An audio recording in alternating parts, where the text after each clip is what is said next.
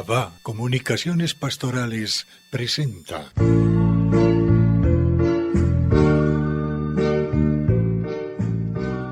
Controversia frente al mundo.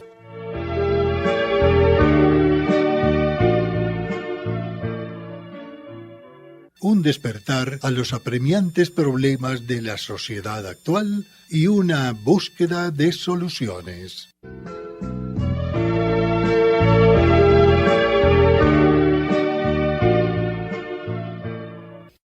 Un saludo especial, amigos y amigas de nuestro programa Controversia, entendiéndose que hoy, con todo respeto, con todos ustedes, no es un programa controversial. Vamos a invocar la época de Navidad, para hablar de cosas navideñas, cosas amables.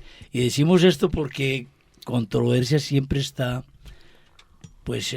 hablando, dialogando sobre cosas desafortunadas, cosas no convenientes, lo que pasa en el mundo. Entonces, Controversia, como tantas veces lo hemos explicado, pues está en contradicción con lo negativo del mundo. No porque el equipo de Controversia sea un equipo de personas ejemplares que están fuera de todo mal y peligro. No. Hacemos parte del mundo, tenemos las tendencias del mundo, sufrimos los problemas del mundo, tenemos todos los defectos y pecados del mundo. Pero por fortuna, y esto no contradice para nada el sentir cristiano católico, nos damos cuenta del mal, así estemos nosotros practicando el mal, porque la desgracia sería el que uno hace el mal y no se da cuenta de aquello de que está haciendo el mal. Bueno, vamos a hablar del pesebre, como lo hicimos hace 8 días, vamos a hablar del pesebre y vamos a indagar un poco. Empecemos con Ramón, a ver desde la psicología humana, ¿qué es esto de la imagen?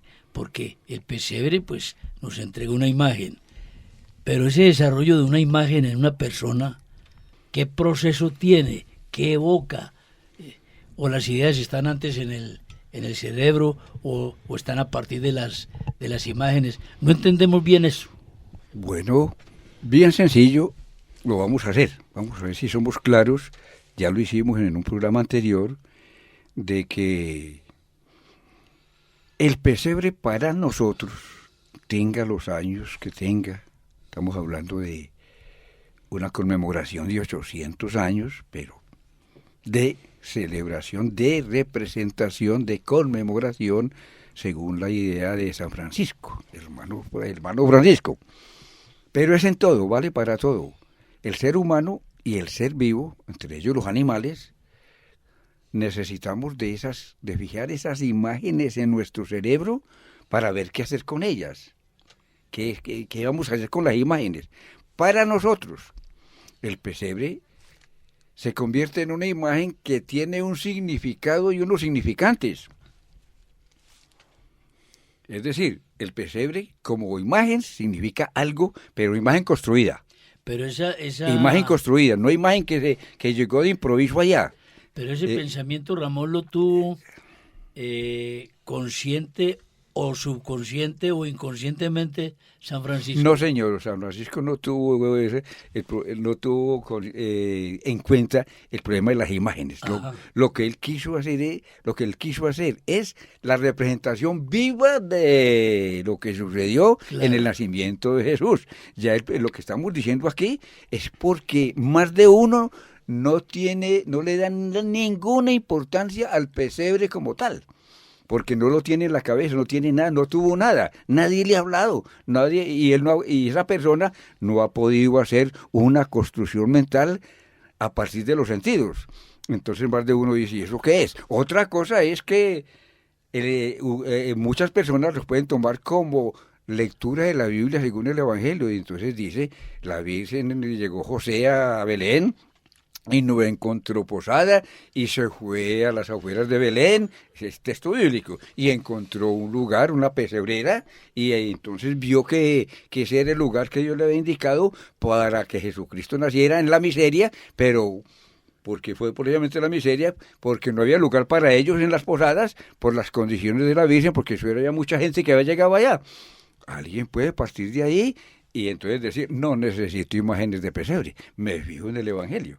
Ahora sí o no, puedo tomar mi devoción, mi dirección a Dios a partir del texto sagrado, que lo estoy diciendo aquí, no al pie de la letra, sino el significante. Todo San Francisco puede que la haya tenido, pero puede que no es necesaria.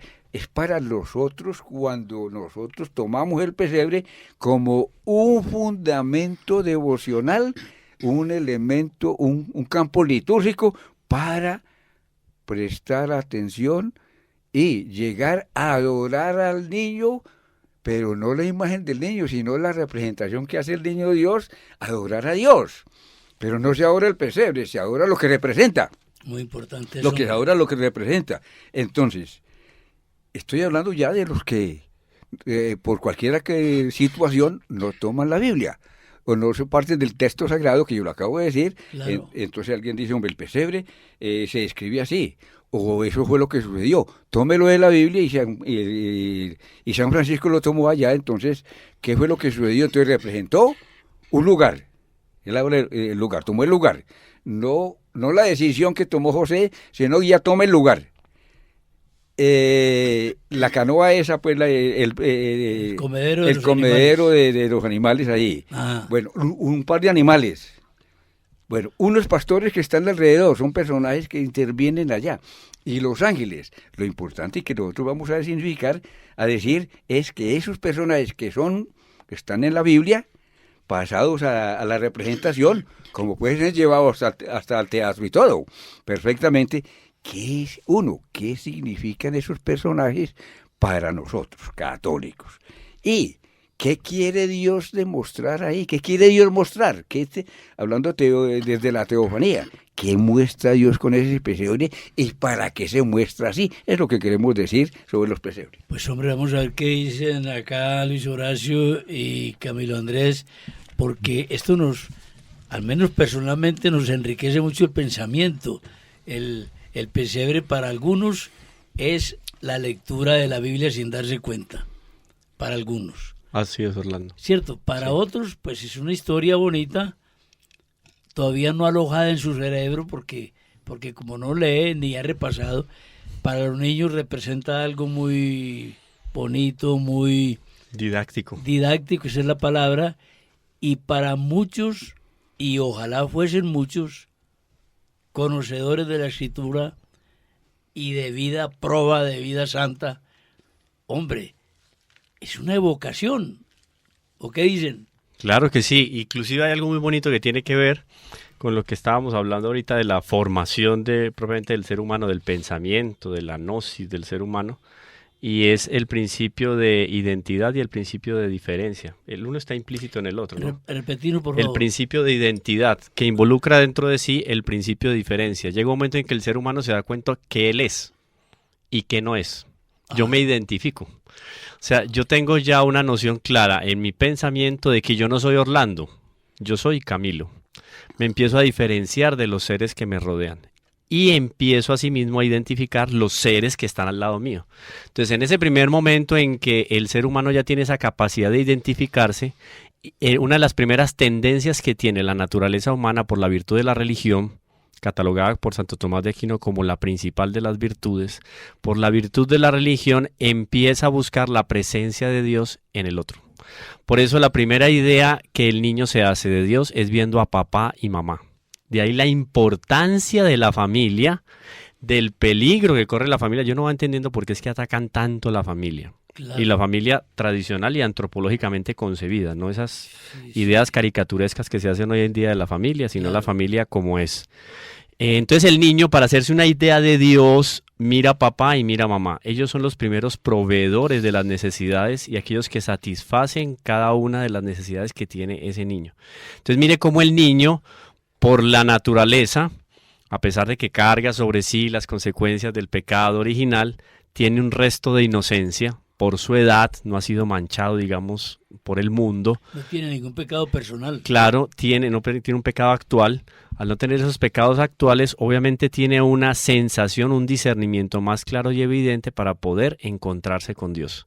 Entonces, cuando el papá y la mamá hacen un acto generoso, despretencioso, como padre y madre, hacia él, obviamente le identifica algo de Dios y trasciende.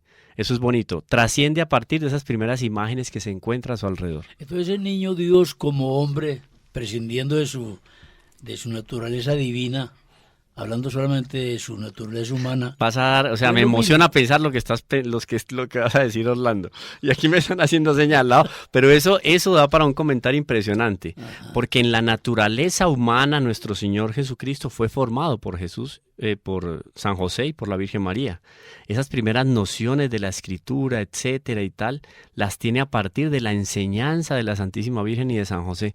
Por lo tanto, esa primera idea de Dios Padre en su naturaleza humana la tiene a partir de ¿quién? De San José. Caramba. Mire usted la responsabilidad de San José. Y aquí están en una... Estamos en una emboscada. No, y hay emociones, hay espiritualidad y emociones. Claro. Resulta, pues, de acuerdo a lo que nos dice Camilo acá, en ese proceso del niño, ¿por qué los niños son puros? Precisamente se deduce de lo que acaba de decir este maestro aquí. El modelo de Dios, el modelo de padre y el modelo de madre lo toma en la familia el niño. Y esa imagen del padre, de ese padre que se va haciendo, que la va construyendo el niño, porque los niños aprenden por modelaje, por imitación. Entonces, mire qué grave lo que estamos diciendo. Si el papá es o no es, mire que esto es un lío muy grande. Lo aprende por modelaje, entonces si su padre se manifiesta así, el niño va construyendo el ser del padre para introyectar en sí la imagen del padre y luego el papel del padre. Es que ese es el problema más tenaz. Y nos deja en evidencia dos lugares importantísimos para la formación del ser humano, la familia y la escuela. Ya uno se va dando cuenta por qué quieren acabar con ciertas instituciones, por qué quieren deformar el papel colaborativo del colegio y de la escuela, en la escuela del hogar y en la familia, porque claro, ahí es donde se siembran las semillas, o es la semilla o cizaña, o aquella que va a dar propiamente frutos en la vida ya madura del ser humano. Vamos entendiendo el papel del demonio. Ajá, así es. Estratégico, un asunto estratégico. Sí. Espléndido esta reflexión y las profundidades que se han ido avisorando. A partir de una realidad tangible, una realidad propia de nuestra historia, de nuestra comunidad, que es el pesebre. Y a raíz de sus 800 años de representación. O sea que es una tradición que lleva ya 8 siglos y que se le debe a San Francisco. Estoy refrescando o reiterando o subrayando lo que ya sabemos. Y saben que una cuñita, puedo hacer una cuña ahí porque también es de felicitación para la familia franciscana, porque yo no sé si la aprobación de la regla fue después del 24-25 de diciembre del 1223 o antes, pero también estamos celebrando los 800 años de la aprobación de la regla franciscana. O sea que son dos conmemoraciones con las cuales la familia franciscana le solicita a la penitenciaría apostólica este decreto que más adelante comentaremos, pero que tiene que ver con la celebración. Entonces son dos cosas, la regla franciscana y el pesebre. Y también hay que connotar algo, Luis Horacio, rápidamente lo decimos. El primer pesebre sí, pero quizás no la primera representación, porque cuántas pinturas seguramente hubo evocando el nacimiento del Redentor. Bueno, pero aquí estamos hablando no de la pintura, sino de lo que hizo San Francisco de Asís, que fue una representación. En físico. En físico, en vivo, porque fue con las personas. De alguna manera como que se estaba adelantando o estaba consolidando los autos sacramentales, claro, en los que la catequesis de la iglesia se apoyaba en representaciones, allá dentro de la misma iglesia.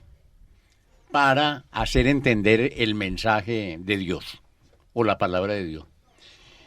Yo creo que San Francisco eso era lo que quería también, que entendiéramos el mensaje de Dios, de la buena nueva, de cómo Dios se encarnó y se hizo hombre y habitó entre nosotros. Entonces, como que dice, véanlo. Siéntanlo cerca, ¿no? Está aquí. Ahí está, aunque sea una representación. Ahora, es una representación en vivo. Nosotros tenemos también posibilidades y hay comunidades donde se hace la representación en vivo, pero lo que estamos hablando aquí es la representación que se siguió después de eso de San Francisco, de representarlo en imágenes. Esas imágenes están tomadas del relato bíblico, concretamente de San Lucas, que es el que narra y describe y pinta esas escenas que constituyen también los misterios gozosos. Entonces, el primero es la encarnación, el segundo la visitación y el tercero es el nacimiento del niño Dios. Y hay quien dicen pobres y humildes pajas o en una pesebrera o bueno. Entonces, lo que quería San Francisco era que reviviéramos, que despertáramos en el interior de las almas, de los corazones, ese misterio religioso de la encarnación del Hijo de Dios, que habitó entre nosotros. Y que cuando vino a habitar con nosotros, y a compartir con nosotros, a salvarnos a nosotros, a visitar Dios a nosotros, a pesar de que habíamos pecado, nadie lo quiere recibir. Y le niegan. Entonces la Virgen está a punto de dar a luz y no encuentran lugar. Y tienen que irse a esa pesebrera y allá nace el niño entre pobres y humildes pajas, como se dice. Ramón hablaba de los personajes. Entonces, los personajes centrales son Jesús, que es el encarnado, María, que es la que lo encarnó, le prestó su cuerpo, y San José, que es el que viene a aportar y a configurar esa familia, como la Santísima Trinidad, que es una familia. Aquí es papá, San José, mamá, la Virgen, y el niño, Jesús. Y ahí es donde empieza a formarse, y la palabra la subrayo, la pongo en mayúscula y en negrilla. A formarse, porque hay que distinguir entre formación y educación. La formación es un proceso espontáneo, como el que hizo nuestra madre, que empezó cuando aparecía el papá, a señalarlo y a decir papá, papá. Y el papá a señalar a la mamá y a decirle al niño mamá, mamá, hasta que llega ese momento que en muchas partes se celebra y se comenta entre toda la familia. Ya dijo el niño papá. Así es. Ya dijo mamá. Y esa madre se siente eso. Ese proceso es espontáneo y es un proceso de formación. ¿Y de formación de qué? De nuestra identidad, como estabas diciendo ahora. Y nuestra identidad es a sí mismo. Es lo que nos hace a nosotros ser a sí mismos y no otro. Y ser conscientes de que somos nosotros y no otro. Entonces, la identidad conlleva también como la distinción con la diferencia. Yo no soy el papá, yo no soy la mamá, yo soy el niño o yo soy el hijo. Y la mamá no es el niño, no es el papá, es la mamá, la identidad. Entonces, la familia es el primer núcleo de formación. Colaboración social, cultural, y la cultura crea la educación como una creación cultural encargada, a diferencia de todas las demás creaciones culturales, la única encargada de transmitir todo este proceso de formación a las nuevas generaciones. Entonces, volviendo un poco a recogernos en la visión del pesebre, ciertamente es una representación de algo que ya pasó para nosotros, allá en Belén, hace 20 y tantos siglos, 21 siglos, pero que sigue siendo presente, que sigue siendo actual, su sentido y su significado, que somos nosotros los capaces de dar. Hombre, escuchando todo esto, tan viejo y tan nuevo, ¿no? Nova et vetera. Se pone uno a pensar que el pesebre fue una idea del Espíritu Santo puesta en San Francisco. Yo quería hacer un apunte doctrinario al respecto de lo que escuchábamos sobre esa renovación temporal de un acontecimiento histórico. Cuando nosotros realizamos un acto que renueva o conmemora en la actualidad un acontecimiento ya sucedido, o sea, histórico, en el plano sobrenatural tenemos la posibilidad de recibir las gracias que en ese momento histórico fueron dispensadas por la providencia. Me refiero a, por ejemplo, el caso del pesebre. Vamos a hacer una conmemoración del pesebre en diciembre. Obviamente es una celebración, realizamos en familia, montamos el pesebre, buscamos las imágenes. No tiene por qué meter ahí la Barbie, ni Tarzán. Claro, Qué no. pobrecito el niño, qué tan inocente. No, eso no es inocencia, eso ya es mancha, fruto del consumismo y de la revolución Así cultural. Entonces saque Tarzán, saque la Barbie, saque el camioncito. Muy bonito, pero no, o sea, no muy bonito entre comillas. Sí, Eduque el niño y coloque cada cosa en su lugar. la misión del pesebre. Sí, ahí está papá y mamá para corregir los desvíos propios de Claro. el niño. Bueno, entonces tiene su pesebre. Ahora vamos a hacer una oración en familia, diario. No tiene que ser la novena. Desde antes de la novena se hace una oración, se coloca el pesebre con devoción.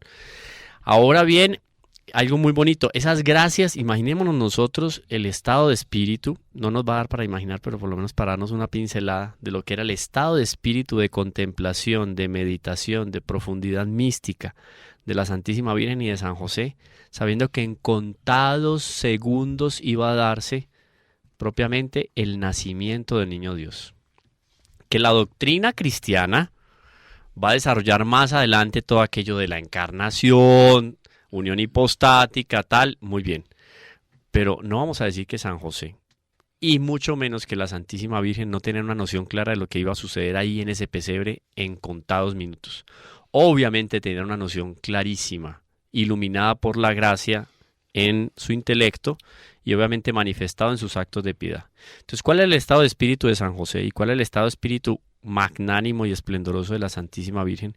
¿Qué gracias estaba recibiendo la Virgen en ese momento en su corazón y qué gracias estaba recibiendo San José para el momento del alumbramiento, del dar a luz a la luz del mundo? Es que hasta eso ya es medio Claro. incomprensible. Sin perder su virginidad. Sin perder la virginidad. Ella ya tenía conciencia de toda esa grandeza que se iba a dar ahí. ¿Cuál era ese ambiente de gracia y de sobrenaturalidad? Ese ambiente de gracia y de sobrenaturalidad. Podemos participar de ese ambiente cuando piadosamente nos acercamos a un pesebre, porque es lo que Dios quiere transmitir.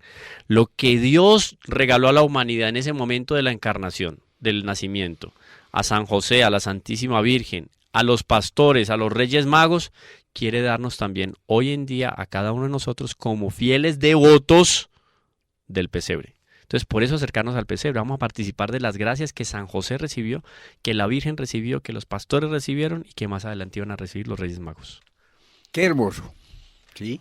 Es hermoso lo que acaba de expresar, porque es apuntando a lo que Dios quiere para sus devotos, que cada uno reciba las gracias de allá, las recibe acá o en el tiempo en cuando el devoto entra en relación con Dios, que es lo que se llama religión, entrar en relación con Dios. Quisiera entonces como no reaclarar, sino agregar precisamente la felicidad que genera la simple observación del pesebre. Ya lo tenemos como imagen, ya tenemos los personajes, hemos encontrado entonces lo que sucedió y lo que conmemoramos en el pesebre. Eso está claro, debe quedar claro. Se trata entonces de trascender, de salir de lo sensible a lo espiritual y a lo que Dios quiere en términos de ese pesebre. Uno, ¿por qué hablamos de imágenes y todo este proceso que sucedió en la invitación de los niños de sus padres? Porque la pedagogía de Dios es así. Dios es pedagogo y utiliza una metodología especializada que está en concordancia con la capacidad que cada uno viene desarrollando según los dones que haya recibido. Dios respeta ese desarrollo que tiene el ser humano en términos de sus dones. Entonces, con esto quiero decir, hombre, la alegría del pesebre es que las cosas de Dios, y esto sí es un axioma teológico, es una reflexión teológica, Dios es alegre, todo lo de Dios es alegre, y lo de Dios es vivo porque Dios no está muerto, Dios es un ser vivo, es una persona viva. Entonces, no es la observación pasiva que uno hace de un escenario donde hay un pesebre, es la observación vivencial, es la alegría que genera esto en un ser, en un católico, en un devoto, en una persona que está en relación con Dios, esa alegría de verlo representado ahí y de ver los personajes que interactuaron en aquel tiempo de hace los siglos que llevamos allá en Belén, para que nosotros aprendamos no solo a la observación de imágenes, sino a sacar de cada imagen y de cada personaje gracias y gracias y gracias que Dios quiere dar. Eso, para entenderlo, es sencillísimo. Sencillamente, ábrale el corazón a Dios para que Él actúe en usted. No le tenga miedo a Jesús. Jesús lo está esperando. Y el Jesús en el pesebre se está presentando como niño, para que nosotros, que aunque no seamos niños, fuimos niños, y los niños que están ahora vean en ese niño que es el devenir humano en términos de la perfección a donde puede llegar el individuo. Luego son enseñanzas sencillísimas, pero trascendentales, las gracias que se reciben del pesebre, pero alegres. El pesebre es una manifestación, es una teofanía de Dios en cada individuo. ¿Cómo se manifiesta Dios? Siendo siempre alegre, siempre dirigiendo la vida. Por eso he dicho, no le tengamos miedo ni a Jesús, ni a María. Todos esos misterios, ese misterio tan tenaz que solamente es insondable. Ese misterio de la encarnación, el misterio de la redención, eso es insondable a los ojos de los hombres, y eso es insondable porque es Dios el que lo hace. Tenemos que nosotros doblar la rodilla y decir, Dios, qué grande eres cuando tú, tan inmenso, tan poderoso, vienes como un niñito y tomas nuestra naturaleza y entras a vivir lo que nosotros vivimos para decirnos que tú nos amas. Luego el pesebre es una manifestación de amor. Hombre, uno piensa en esta bonita lluvia de pensamientos, uno piensa que el pesebre entonces no es un hecho cultural. No es ¿qué? Un hecho cultural. Eso trasciende lo cultural. Es que lo cultural es una construcción humana. Por ejemplo, el rosario tampoco es cultural, así, porque no son construcciones humanas. O pongámosle apellido Orlando, cultura católica. Sí, pero es una novedad dentro de la cultura, porque no es la misma cultura que desarrollaron los griegos, los asirios, no es una nueva concepción de cultura, es que la trasciende a partir de la encarnación. Porque son ideas venidas de lo alto. Es que, claro. Por eso digo yo que... Pero encarnadas en la cultura humana. Sí.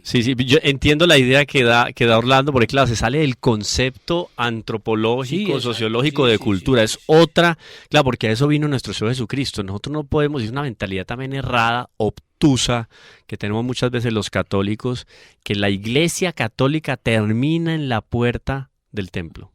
No, la Iglesia católica baña con la gracia de Dios todas y cada una de las acciones y operaciones del hombre. Y eso no es cultura, eso que acabas Sí. de decir. Va más allá. Va mucho, Va mucho más está allá. la Y solo se da en la iglesia. Y solo se da en la iglesia, Solo fruto de la iglesia, encarnación. sí, sí. Yo pero te decía que, un por juicio ejemplo, cortico, porque si nosotros nos encerramos en el pesebre y la celebración, con todos sus significados que tiene para cada uno, en lo cultural, nosotros hemos observado por experiencia de que la cultura no rectifica, porque no tiene que rectificar lo que ya sucedió, pero sí de forma. Comienzan entonces interpretaciones de los puede personajes suceder, sí. y entonces aparece un personaje, aparece un San José que nada se parece a San José como personaje y así sucesivamente. No, admitimos el término de cultura porque es cultura religiosa y cultura católica, Ajá. para entender que debe estar rectamente fijada en el texto sagrado. ahora no hay ninguna otra forma exterior de representar la llegada de Dios a la tierra que el pesebre. Porque aún en culturas no católicas que no hacen el pesebre tradicional, como decir, en una mesita poner los animalitos, el musgo, sino las pinturas en Nueva York, por ejemplo, tienen grandes avisos, no es un aviso, grandes demostraciones electrónicas con la representación de Pantallas digitales. pantallas digitales, se llama eso, con el pesebre. Fíjate que, o sea, el pesebre tiene múltiples formas, ¿verdad? Múltiples formas. Sí, y todas y cada una, y me parece muy importante resaltar eso que estás diciendo, Orlando, se establece una costumbre en la sociedad católica y cristiana a partir de una moción mística. Porque ¿qué fue lo que tuvo ahí San Francisco en ese 25 de diciembre del año 1223? Pues una moción mística interior, Sí. una luz del Espíritu Santo que lo movió a ser apostolado, a llevar esas almas a acercarse más a Dios, y listo, vino la invención del pesebre, la representación del pesebre. Puede ser que en un inicio él no tuviera todas y cada una las consecuencias claras en su intelecto, hacia dónde iba a ir aquel acto que él estaba realizando, pero ya dentro de la gracia del pesebre estaba todo contenido en semilla, Sí. insémine. O sea, Dios va más allá de lo que el hombre quiere. Siempre, es impresionante, pero Dios siempre supera las expectativas. Normalmente la realidad lo baja a uno de lo que es el mito. A uno le hablan de un super escritor, un super pintor, y cuando uno lo conoce y ve las uno dice, sí, vea, salió de este hombre, pues. Pero que la realidad supere el mito, normalmente no Hay sucede. un pensamiento que enriquece esa idea, Camilo, lo leímos por allí y es patéticamente cierto. En lo material, la expectativa de algo cuando se consigue es superior al elemento conseguido. Por ejemplo, tengo yo la expectativa de conocer París, listo. Esa expectativa es más grande que el París que llegué a conocer. Es más chiquito el logro. Esto era todo. Bueno, en cambio en lo espiritual, y aquí venimos con el pesebre, la expectativa de lo espiritual es inferior al objeto pensado cuando se consigue. ¿Y qué tal que no fuera así? No sé si ese pensamiento está muy enredado. No, está No, está clarísimo. bien, Claro. y tiene una razón de proceso. En Dios es dinámico. Lo sensible, Dios tiene que hacer uso de las capacidades que le dio al hombre. Y el hombre se encuentra en lo sensible. Primero lo hemos dicho. Y simplemente retomo unas ideas del Antiguo Testamento. ¿Y para caer en qué? En que el pesebre, representación sensible que lleva a la trascendencia del Dios. Vea. Hecho hombre desde siempre, como verbo encarnado, hecho hombre, que resume todo el misterio de la encarnación, pero que la representación de ese hecho, que no alcanzaremos a entenderlo, es pedagogía de Dios, es como entender. ¿Cómo digo que me remito al Antiguo Testamento? Llamó Dios en Abraham en Ur de Caldea. Y se valió no de un concepto abstracto, para llegar a que Abraham hiciera la deducción de que le estaba hablando Dios, pero le habló, entonces se valió de los sentidos, Claro. del oído. Y después de Abraham, cuando le dijo, sal de Ur, y le dijo el propósito, bueno, y así todas esas manifestaciones de Dios en el Antiguo Testamento, a Isaac, a Jacob, a Moisés, todo eso era, oigo al Señor, pero los otros no lo oían, oigo al Señor, se vale Dios de los sentidos, porque el hombre es constructo de espíritu y materia. Luego no se va a valer de lo espiritual, del lenguaje espiritual, de la esencia de Dios que es divina, naturaleza divina, hay naturaleza espiritual y hay naturaleza humana y hay naturaleza animal, para que tengamos claro eso. Entonces Dios no se vale del lenguaje de los ángeles para hablarle al hombre. No puede. Porque el hombre no entiende. No hay Dios traductor. ha hecho la comunicación con lo sensible, por eso es más grande la expectativa. Ahora aquí, la expectativa del pesebre es mucho más grande, trascendental a lo que vemos. Quería dar ese datico, porque de esas figuritas se saca así, se va a la eternidad, se va a la grandísima Trinidad, se va a la grandeza de Dios, se va a la omnipotencia de Dios y a la misericordia infinita de Dios. Eso es verdad, Luis Horacio. Para que no se nos vaya a mochilar un tema, hablemos rápidamente de lo siguiente, porque tenemos que hablar de la indulgencia plenaria. El decreto. Del decreto de la penitenciaría apostólica. Hay una situación que quisiera preguntarte, Luis Horacio. Algunos piensan que el pesebre es para los niños. De acuerdo con todo esto y lo que pensamos y sentimos, es para todos, chicos y grandes. Sí, señor. Es la representación de un misterio religioso. Y lo religioso cuenta con todos. Y en primer lugar, la representación de San Francisco en público era para toda la comunidad. Y yo creo también como maestro que fundamentalmente para formar a los padres y a los adultos y puedan dar cuenta de ese misterio a los niños, que son los que se están abriendo y los que van a preguntar quiénes son esos y por qué eso y para qué. Ahora, concentrándonos ya en el pesebre, o volviendo otra vez a la representación física del pesebre, está la Sagrada Familia, que son los protagonistas, la Virgen, San José y el niño. Pero ¿quiénes son los otros? Las otras imágenes que aparecen, la de los pastores. Y me parece que eso tiene una trascendencia y un valor agregado a la simple representación de que esos son los pastores y que significan o que representan a esa economía hebrea de cultivadores de las ovejas. Los primeros que llegan donde Jesús son los pobres,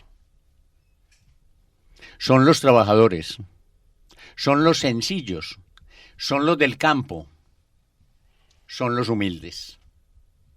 Esos son los primeros que son invitados y enviados por los ángeles. Los que no cuentan socialmente. Los que no cuentan socialmente. Y ahora que estamos viviendo un mundo convulsionado en lo cultural, en lo político, por ejemplo, en elecciones o para elecciones, los candidatos abrazan, besan y salen al encuentro de Raimundo y todo el mundo. Al otro día de la votación, ¿quién es usted? El doctor está ocupado. Sí.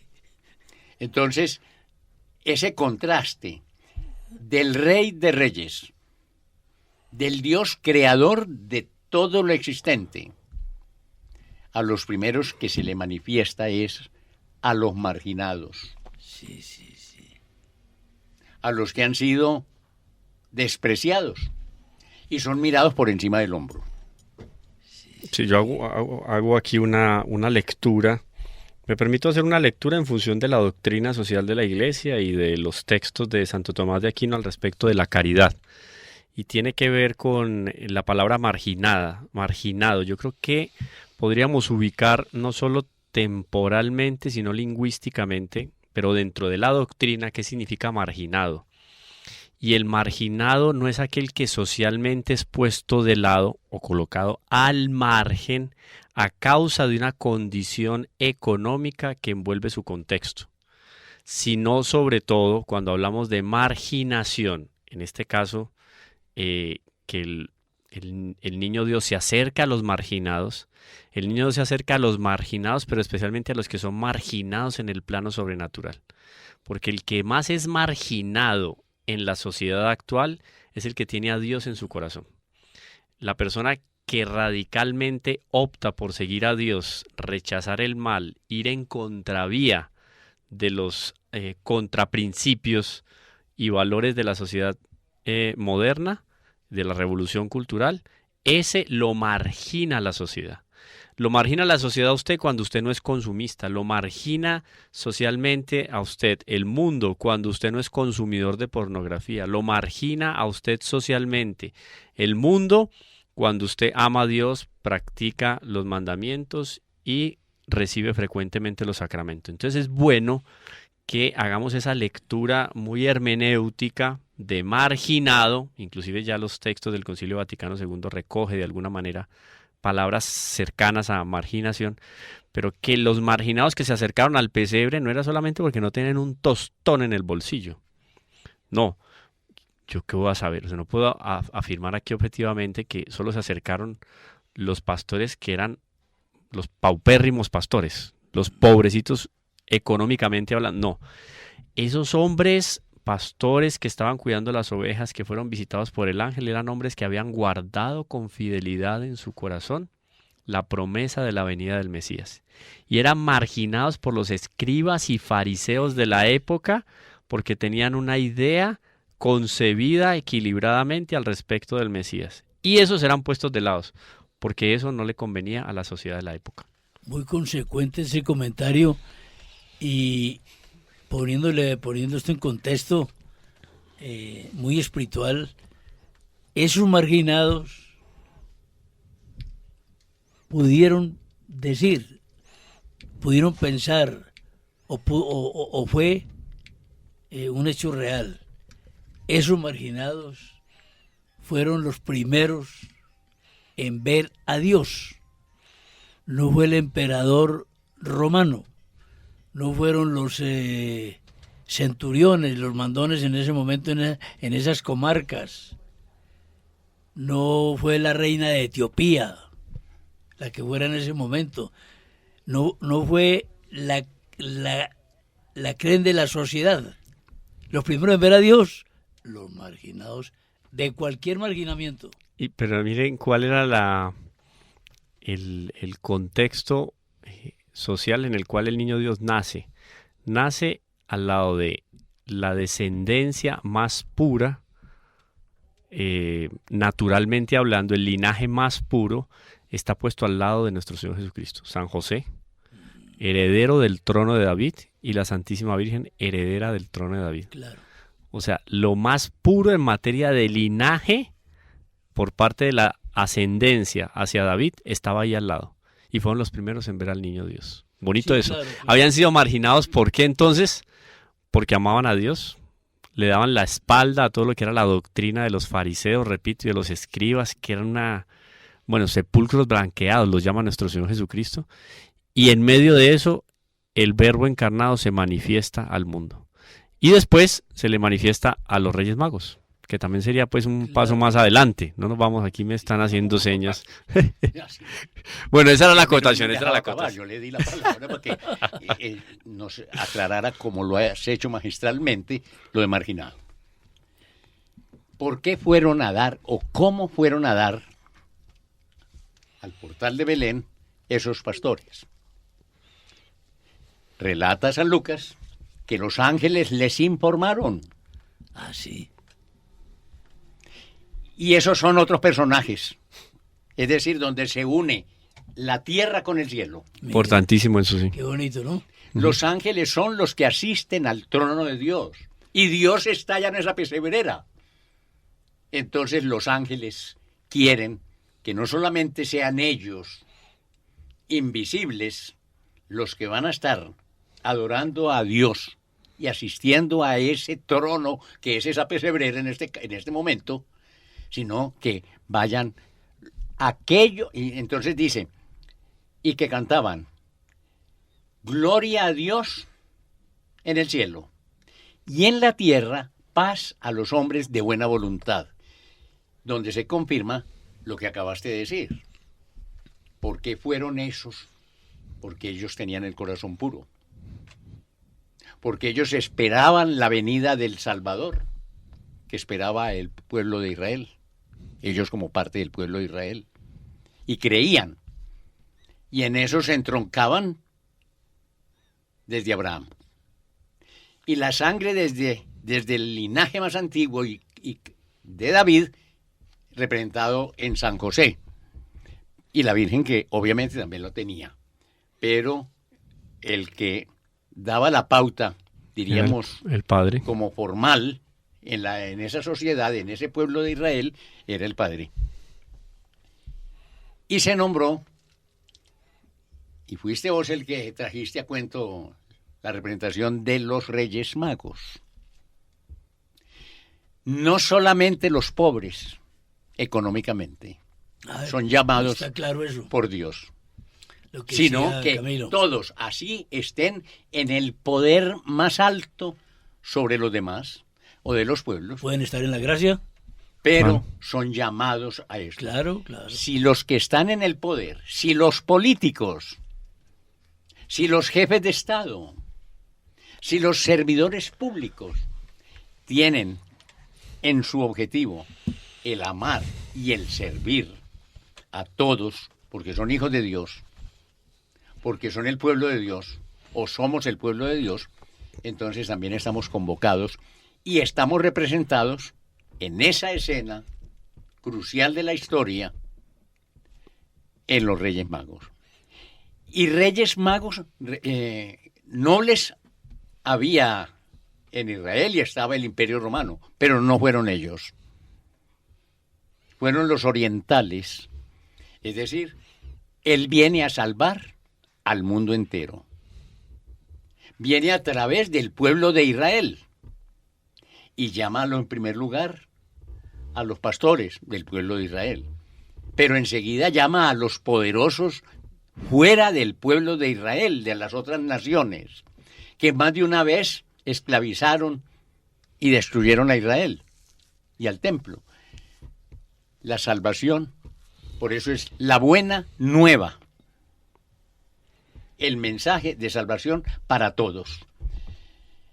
Quiero también ya terminar, como digamos, mi reflexión, haciendo anotación a que San Francisco no se contentó solo con hacer esta representación física y en vivo, y que después ya nosotros la hacemos en la gran mayoría es con imágenes de yeso, de mármol, etcétera. El 25 de diciembre se celebraba la Santa Misa. Es decir, esa representación del pesebre culminaba con la Santa Misa. Y nos cuenta la historia, la recoge Pío XII, que en una de esas representaciones, Santa Clara, amiga de San Francisco, no pudo asistir la noche de Navidad a la misa que se celebraba en Asís. Y se dice que milagrosamente fue transportada, o se le permitió desde su lecho de enferma asistir a esa celebración de la misa de Navidad. Por eso Pío XII, en 1958, año en que iba a morir, y días antes de morir, en el mes de octubre, la nombró patrona de la televisión. Ah, qué bien. Y de los medios de comunicación. Claro. De manera que ella es nuestra patrona en cuanto que este programa está a través de un medio de comunicación. Así es. Bueno, oiga, qué conocimientos tan extraordinarios hemos adquirido hoy, hombre, de parte de ustedes. Vean, en estos minuticos que quedan, hablemos de la gracia de Dios concedida a la humanidad a través de la penitenciaría apostólica, es decir, a través del Papa, que es el vicario, la indulgencia plenaria para quienes delante del pesebre, en un convento, templo, comunidad franciscana, femenina o masculina, pues oren. Esta indulgencia empezó a regir desde las 12 de la noche del 8 de diciembre hasta el 2 de febrero, día de la presentación del Señor, será el plazo. Así es, el 14 de noviembre de este año la Penitenciaría Apostólica concede indulgencia plenaria a solicitud de la familia franciscana con respecto a los 800 años del pesebre y los 800 años de la aprobación de la regla franciscana. Y el texto es clarísimo.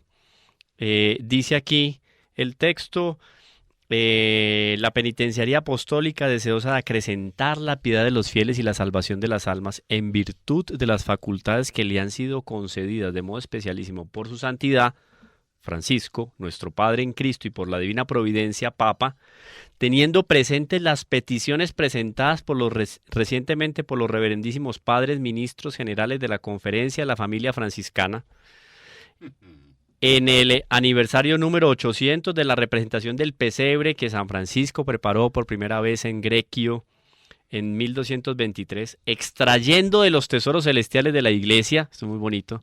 La Iglesia es administradora de los tesoros espirituales y la única que, por medio de las llaves de Pedro, atando y desatando en la tierra, puede atar y desatar en los cielos. Dice entonces: extrayendo de los tesoros celestiales de la Iglesia, la penitenciaría concede benignamente la indulgencia plenaria en las condiciones acostumbradas, que es confesión sacramental, comunión, la oración por el Santo Padre, y la cuarta, que es el acto propio de la indulgencia plenaria. ¿Cuál es el acto propio? Aquí entonces lo va a dejar muy claro. Desde el 8 de diciembre del 2023 hasta el día 2 de febrero del 2024, y se podrá aplicar también a título de sufragio por las benditas almas del purgatorio, si visitaran, este es el acto entonces que hay que hacer, el acto que hay que realizar, quienes visitaran como peregrinos cualquier iglesia franciscana del mundo, en grupo o individualmente, y participaran devotamente en los ritos jubilares,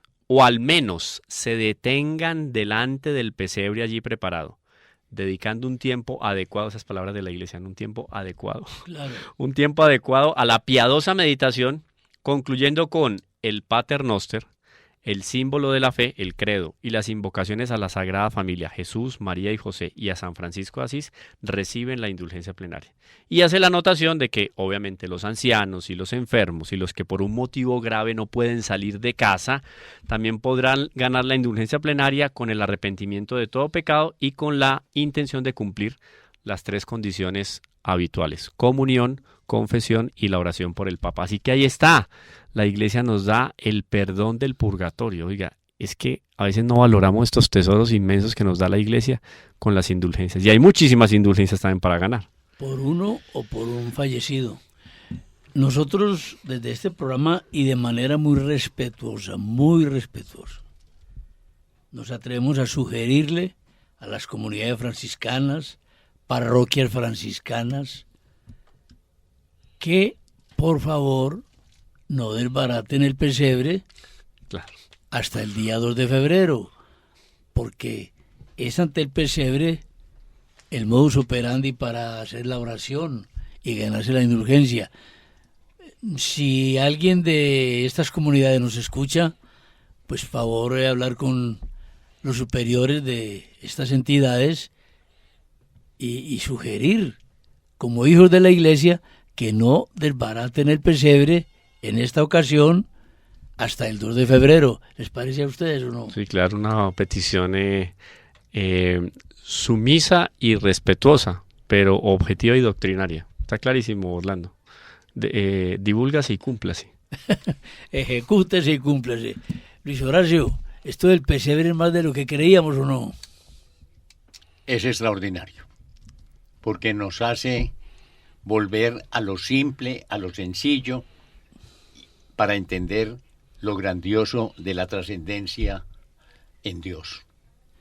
El pesebre en las casas que no debiera faltar jamás. No es valorable en términos estéticos, qué tan feo, qué tan bonito, no. Es el pesebre, es el pesebre. San José, la Santísima Virgen, el niño, los pastorcitos, algún angelito, la burrita y El buey. y el buey. Es simplísimo. Si no tiene, a ver, no hay que ponerle más. Si lo quiere adornar mucho, adórnelo, claro, con cosas decorosas. Porque hemos conocido pesebres por ahí que con asunticos que no son muy decorosos. Sí, claro. Y antes que nada, la piedad. O que no corresponden. O que no corresponden. Sí. Descontextualizados, como el viejo Noel, que en algún momento vamos a tratar sobre él un poco para, diría yo, develarlo o desenmascararlo. ¿Cómo se compungirá? Es como se dice. San Nicolás, pensando en lo que volvieron la tradición. Cómo deformaron su imagen. Deformaron, sí. Pero bueno, de todas formas, el pesebre, no dejemos de hacer el pesebre. Cuidemos la inocencia de los niños. No les privemos de tener esa imagen de la encarnación y el nacimiento a través de cosas que el niño asimila. Para eso es la imagen, Camilo. Sí, claro, además que es fácil, lo decías ahorita, no tiene que colocar el pesebre italiano, pues, de la marca primorosa, más espectacular. No, consiga las imágenes, se consiguen por doquier. Sí. Haga el ejercicio inclusive con el niño, con su hijo, con su hija, de retocar las imagencitas, de hacer un arbolito por lo menos para adornar y que en medio de las figuras que compró esté el arbolito que su hijo hizo. Sí. Todo eso va marcando la formación del niño y son herramientas para formar en un espíritu cristiano. O sea, si al niño le invertimos en no sé cuántos juegos, en ropa, en tenis, en videojuegos, etcétera, ¿cómo no invertirle en un asunto tan pedagógico como ese es el del pesebre, que le va a ayudar para lo más importante, para cultivar los valores y los principios cristianos en su corazón? Y que suenen los villancicos.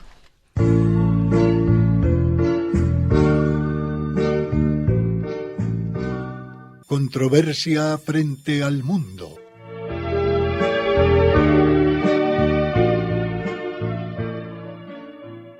Un despertar a los apremiantes problemas de la sociedad actual y una búsqueda de soluciones.